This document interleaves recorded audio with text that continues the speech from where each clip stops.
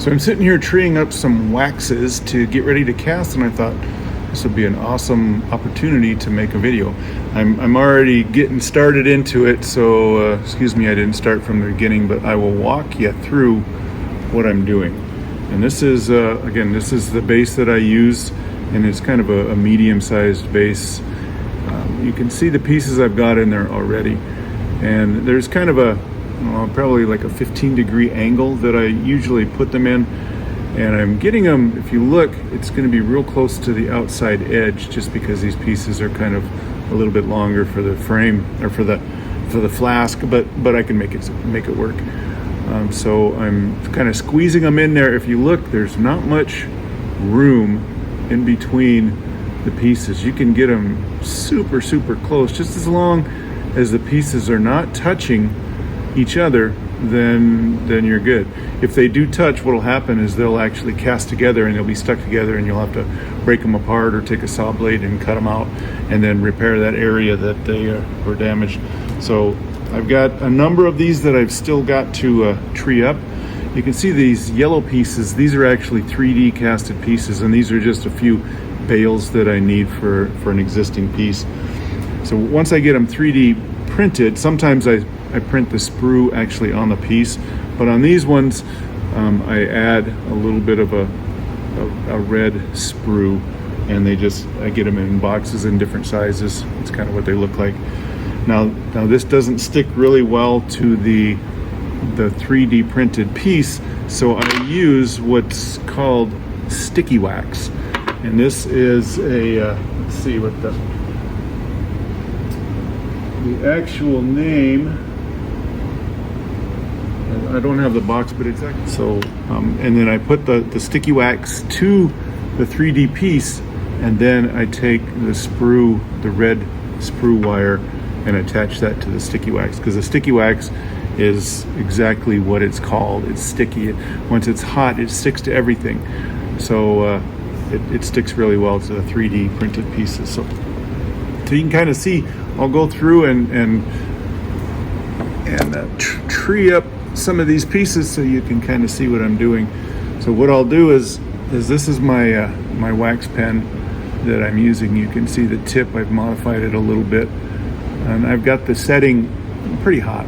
So what I'll do is I'll touch this to the main sprue, get that hot, and then take this and attach it to it and then pull that out.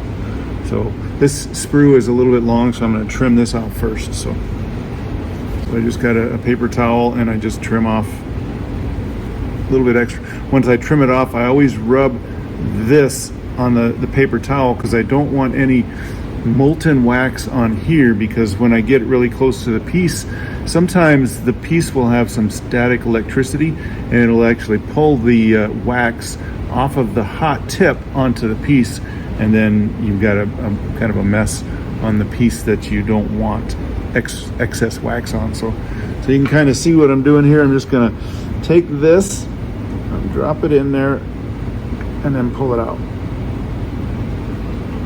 And then you can kind of see.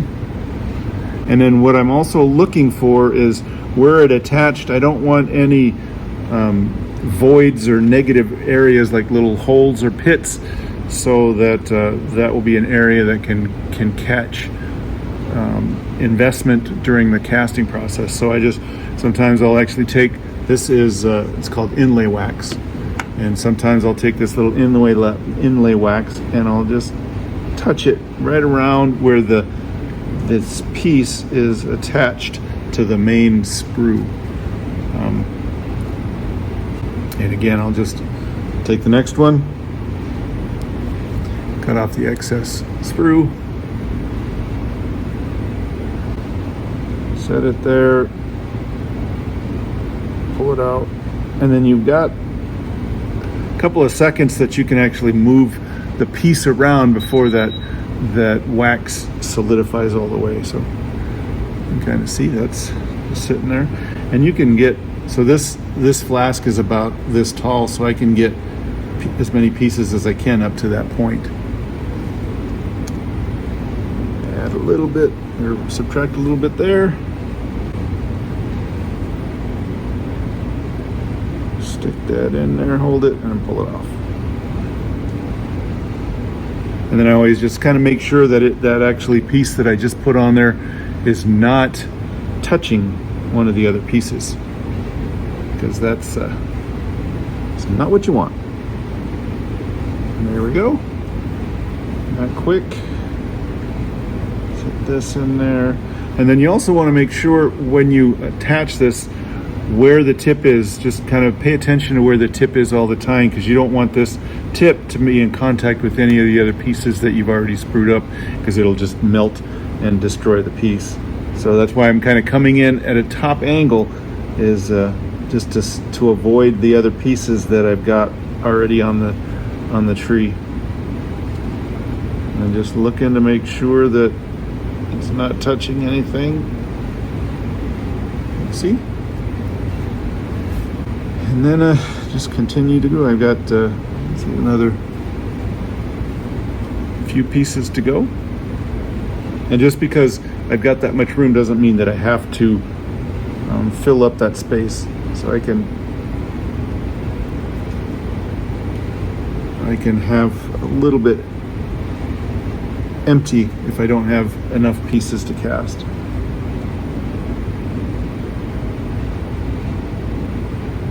Stick it on there, pull it off, and then again, just kind of look to make sure it's not touching any of the other pieces.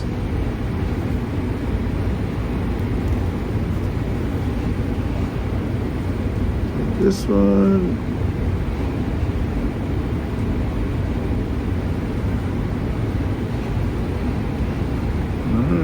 One more of these.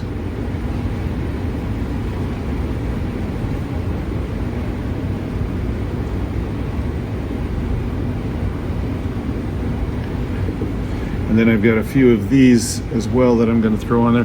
Now these pieces are a little bit thinner, so I want to put them towards the top. So whenever you're spruing or you're creating a tree, think of it as like a Christmas tree. So the thicker pieces that you're casting, you need them towards the bottom, and the thinner pieces towards the top.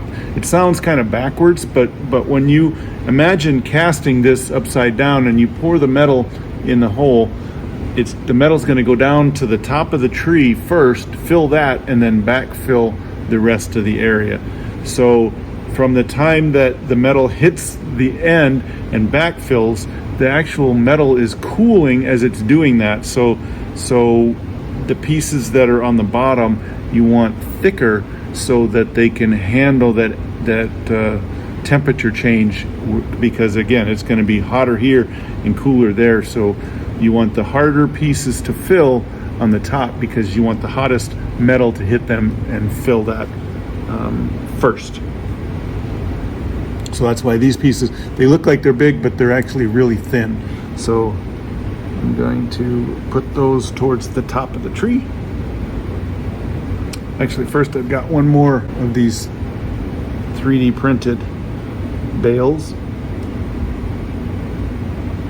Throw that on there.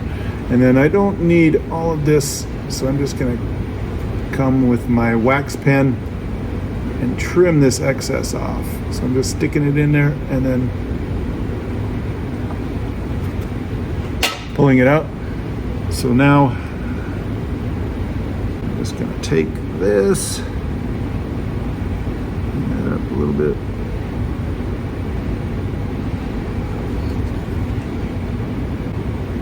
Now I'm going to stick this on the very top of the tree. And again, just look to make sure that there's that the seam from the piece to the tree is nice and clean.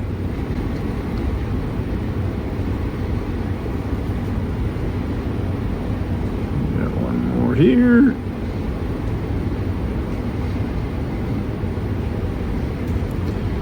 And last one.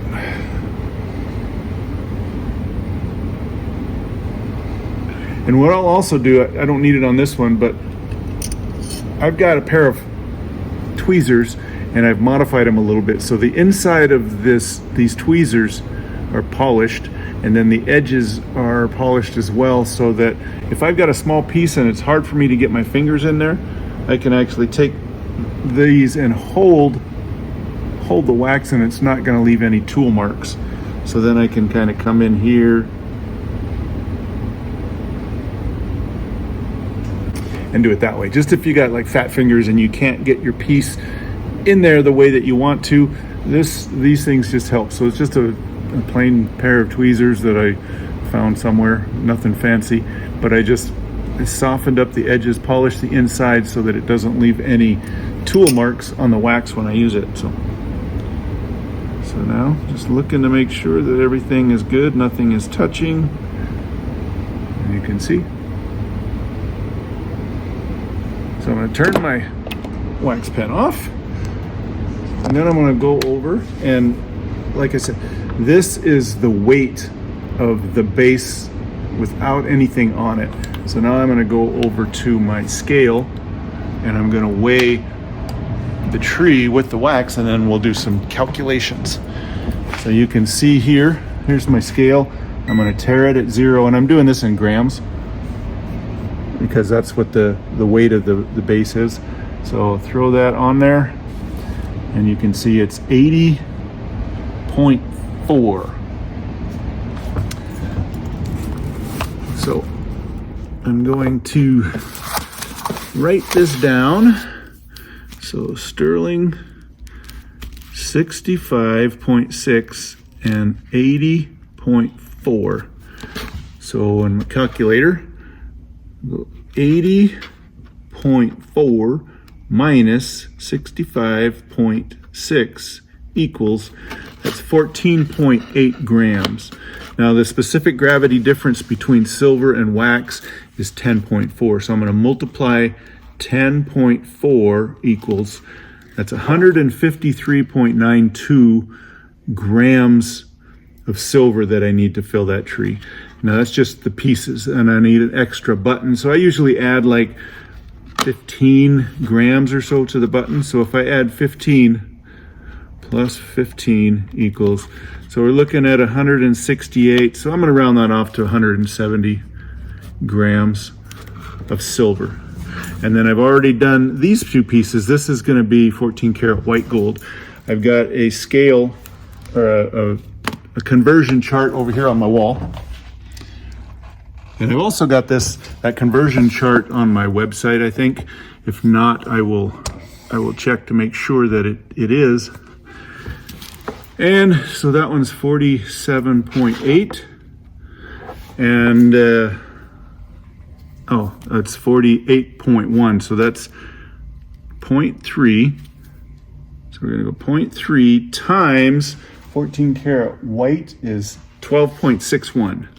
12.61 equals, so it's 3.78. I'm going to add a couple of grams for a button, so we're looking at, we'll go 6, we'll say 7 grams. So we're going to need 7 grams of white gold. And then this one here is in yellow gold. And this one comes out to 0.4 times 14 karat. Sorry, that's this one. So that's 14 karat is on the conversion chart 13.07. So that'd be times 13.07 equals, so that's 5.2. So we're gonna call this 8 grams if you add in the extra button. So those are my 3 flasks that I'm going to invest later on. And I won't go through the investment. I just made a video, so that the video that I made before this one today, it goes through the whole waxing, investing, casting, everything. So it was something that I wanted to do. So this week I'm just focusing on doing some casting videos. So if you back up and go towards the last one, and actually what I'll do is I'll put a link in this video. It'll be probably right there. and then you can click on that and you can go see the whole casting process from wax injecting to cleaning to investing to casting to clipping, grinding, and all that stuff. So there you go. I just wanted to show you a little bit on treeing up waxes. I'll do another one a little bit later that goes a little bit more into depth, but on doing like, you know, 1 or 2 pieces. So there you go, and we'll see you soon. Make sure you subscribe to the YouTube channel, and we'll see you next time.